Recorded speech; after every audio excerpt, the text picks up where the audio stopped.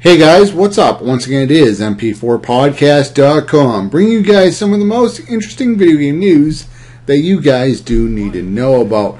Now, there is a very strong rumor going around that the Wii U SDK has been leaked. Now, this is just a rumor that it has been leaked. However, if this SDK gets in the wrong hands, maybe some bad things could happen. Maybe the Wii U, when you go online with the browser, maybe you can get a virus. I don't know. I'm not a programmer. I don't even know how to program my own name or anything like that. So I have no idea what programming is. I know basically you sit at a computer and you type numbers in or code or whatever, and somehow something magically comes out of it, like a program or a video game. So that being said, now what I want to go back to is the Dreamcast. I remember when the Dreamcast, I guess it was an SDK, got leaked. And I believe it might have come from Germany. Some developer in Germany, I could be wrong, leaked the Dreamcast file, the SDK, I'm assuming.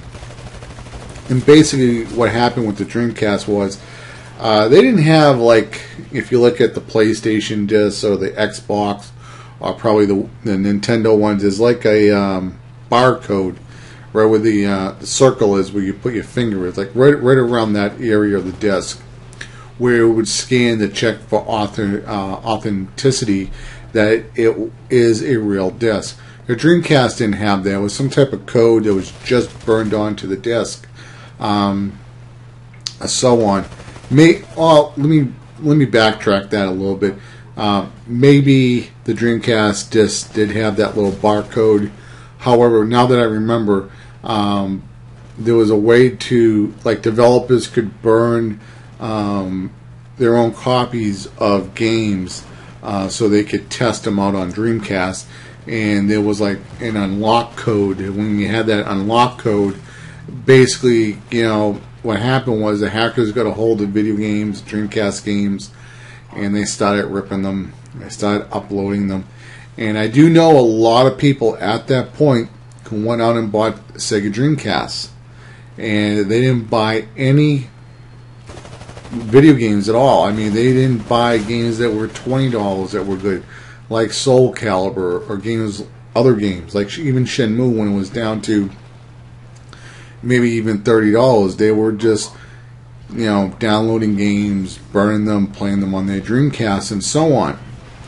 Now, if this happens with the Wii U, this could be a very bad thing, because right now, even Nintendo sold an extra 10 million Wii U's, but at the same time, nobody's buying any software.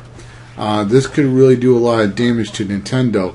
So hopefully Nintendo will probably get a patch out there or something where they can fix this.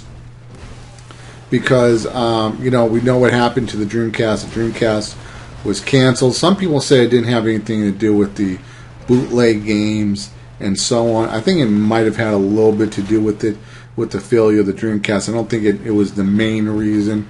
But it may have been a 10% of the overall reason of why the Dreamcast failed. Also, having this SDK, who knows if people are going to have bootleg versions of Mario Kart 8 that are hacked and so they can cheat online. Hackers in video games, they're annoying. I can tell you, I played World at War on the PlayStation 3, and people would advertise their YouTube channels. You just see this text going up on the screen. It was like these rainbow colors in World at War. World at War is a Call of Duty game. It would be hi, and H would be blue, and I would be red, and every letter was a different color. And they did that so you would notice it on the screen and so on. And World at War, and I think Modern Combat 2 or one of the other Call of Duty, I think it's that one, in World at War, are the two most hacked first-person shooter games on the PlayStation 3.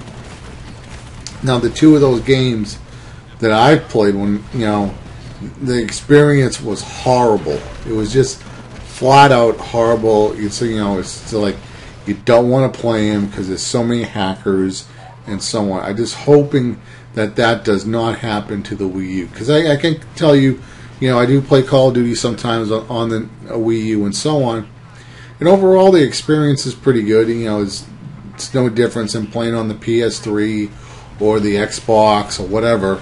I mean, there is maybe a little bit of lack of communication with people having microphones on the Wii U and so on. I would probably say Xbox is probably the most chatty out of all the consoles, and maybe the PS3 is second and so on. But I have been in rooms with PlayStation and Nintendo on the Wii U when I was playing Black Ops, where people were chatty. Sometimes you just get into rooms where nobody has mics.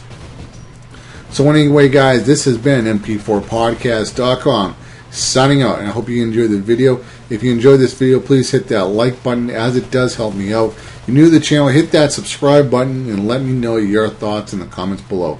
Once again, guys, this has been mp4podcast.com signing out. You guys have a good one. Later, guys. Bye.